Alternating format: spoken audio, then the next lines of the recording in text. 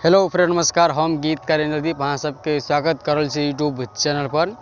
और एक दिन अहाँ सबके बीच हम लऽ कऽ आबि गेल छी एकटा मैथिली में सुंदर सन गीत अछि, सैड सॉन्ग। बहुत बढ़िया गीत है और अहाँ सब अभी लगन चल रहा है तो सैड सॉन्ग डीजे सॉन्ग लगातार मार्केट में दियो। न्यू सिंगर छी तो अभी मौका है हिट होइके।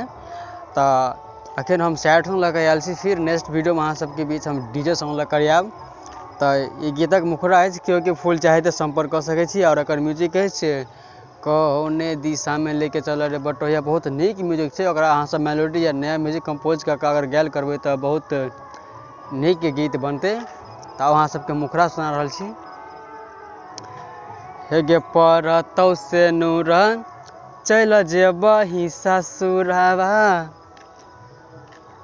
हे गे परतौ से नूर चल जेबही ससुरवा, केलही हमारा से प्यार खोज लेलही तू यार खोज लेलही गे परतौ से नूर चल जेबही ससुरवा, परतौ से नूर चल जेबही ससुरवा, केलही हमारा से प्यार खोज लेलही तू यार खोज लेलही गे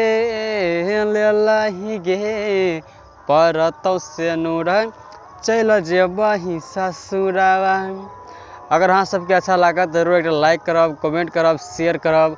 अगर अहाँ चैनल पर नया छी तो सब्सक्राइब कर देवे।